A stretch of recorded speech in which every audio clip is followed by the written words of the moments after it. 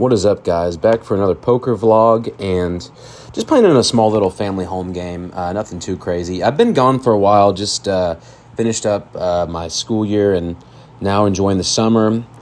But yeah, I'm glad to be back, and I'm on the button with this hand. I have ace-8 offsuit. Pretty standard raise on the button.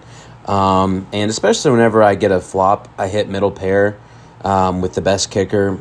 And truthfully, I could be behind against a weak jack, but I'm going to go ahead and bet this hand and hopefully take it down. But yeah, anyways, I'm glad to be back. Just playing a little bit of poker. Been good. I'm excited to play more and more this summer now that I have some more free time. But I win that hand with ace-8 offsuit. And yeah, just ready to be back on the grind. So yeah, next hand is 5-6 of diamonds. And I probably could be turning this into a raise, honestly, in like a low stakes game, like a family home game. Probably can be doing that, but I don't. I call, and I'm pretty disappointed whenever I flop a flush. I bet it, and of course, guys, you want to be raising hands like this simply because you're doing really well against all like ace king, ace queen, and stuff like that. Just because if they don't hit, you're going to be good. But thankfully, I do get a call, and when the turn is the queen of clubs. I'm going to put a little bit more money in here just because I think maybe this is giving someone open-ended straight, maybe a straight like the 9 got there. So I make a raise. I'm going to bet $2 more into a pot of 5, and he snap folds. Probably had nothing there. So yeah, not a bad hand. All right, so finally I pick up a monster. I pick up pocket jacks, and I am going to be in the cutoff position. And what happened was there was a raise to $1.50, and it's a more tight player that made the raise, and I messed up totally because I thought they limped. I raised it to 3. I should be really making this $4.50 or 5. Very disappointed with that. I need to know what I'm doing. But going to get 2 other players in the pot for this, and the flop's going to come out pretty good for my hand. It's going to give me a flopped full house, but not the way you would think. It's going to come out all 5s. So in this little $10 pot, I've got jacks, or I got 5s full of jacks, but I am probably way ahead of anybody because obviously I think I'm getting raised by aces, kings, or queens on the flop. So I definitely am doing really, really well here, but that doesn't mean I'm just going to check it for deception. I'm going to go ahead and bet against all overs. So I make a half pot size bet for 5, and this is going to make the player to my left fold his hand.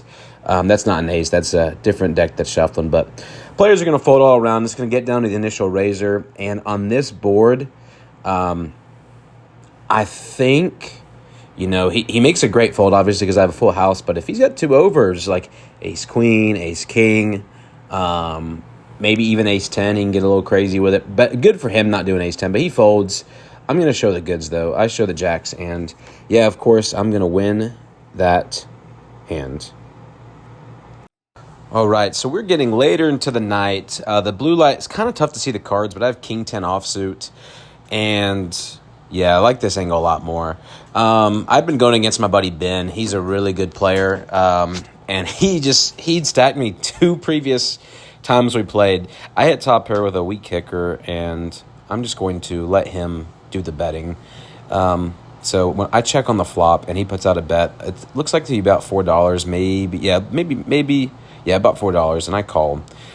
So, yeah, I'm pretty sure I'm definitely good here because I think he would have maybe even checked a monster. But the turn's great. Gives me an open-ended straight draw. I'm going to call any bet here, and honestly, I could probably be pumping money in myself. But I check after he checks to me. And we're going to get to a river, which the river is going to be the 8 of spades. I hate how I played this hand. I check behind. I need to be going for more. And, of course, I'm good, and I win that hand. All right, so the blue light's off, and we're to a flop already. And I have pocket aces. Yeah, very happy to get this. Pot $6. I'm going to bet. And I'm going to make a small bet. I think I did like $2.50, maybe $3. And put it my left. He's going to make the call. Just because he's probably wondering, is this ace-king, ace-queen, ace-10 just taking the stab? which is it's a fine call, especially if he has like a 6 or a 9. Pretty good call there. But yeah, we're gonna get down to a turn, and honestly, the turn I have mixed feelings on, but I really if I go back, I would check it. It's a 9. I put out another bet, and guys, why am I betting there? If I'm only getting called bet better, I need to probably find a check back with that, but of course I take it down. All right, guys, so a lot of quick hands, but now I'm going to finally tell you about one of my awesome poker stories. Literally happened about a couple weeks ago. I was at Harrah's Murphy Casino, and I was with my buddy Tyler, and we were playing, and let's just say my stack's about 400. Not this stack, not this picture, but the stack that I had in this hand was about 400. And just to give you some table dynamics, there's an older lady to my left. She was very, very tight, playing very strong hands, just top of range. But we get to about four players limp when the straddle's on, and the flop is Jack 8-5 rainbow with 1 spade. I have A7 of spades, probably should be raising that hand pre-flop, but she'd been literally calling with jacks, 10s, stuff like that. So I put on a tight range. But anyways, she is going to bet, and I'm going to call. And I'm calling with nothing, guys. I really don't know what I'm doing. But she made a $20 bet. I called, and I turned the nut flush draw, which is pretty insane. So I'm really not supposed to be in this hand. I don't know what kind of equity I have. I'm just hoping for a spade. So I checked to her, and she's going to bet fairly large for about $45. Like, she just wants to take it down. Of course, I'm going to call, and I'm very happy that I do, because I literally just bink the nuts for the ace-high flush. I cannot lose this hand. And it's even better given my image because I'm younger. For some reason, old people love stacking younger people at the casino. I don't know why. But I went a little bit unorthodox. I did not bet small. I literally jammed. I just jammed on the flop. My buddy Tyler was there, he could tell you. So as soon as the deuce of spades comes in, I say all in, moving all my chips to the middle. And guys, she calls. She had actually turned a straight. I win a pot of over 700, and those chips right there in the picture, that is the hand that I had won. So yeah, it was pretty awesome to win that hand. I'm really happy to take it down. Stinks for her, but also at the end of the day, when it comes to stacking type players, you know I love doing that. But it is what it is. All right, guys, so just wanted to give a few of my tips, actually. So there's not, I'm not going to go actually over any more hand history. So if you don't want to watch for my tips, you don't have to. But I get asked a lot of questions, and here's a few of my tips for small stakes and small amount of people.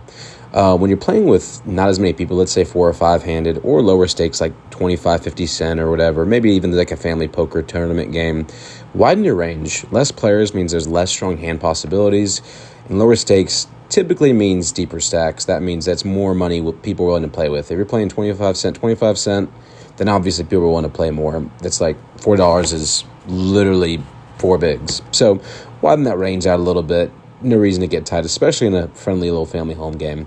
You can turn hands like Queen Jack off, not Jack 10 off, 9-10 off, and then 9-8 suited into like a raise. Typically all those hands suited are going to be raises anyways, depending on your position.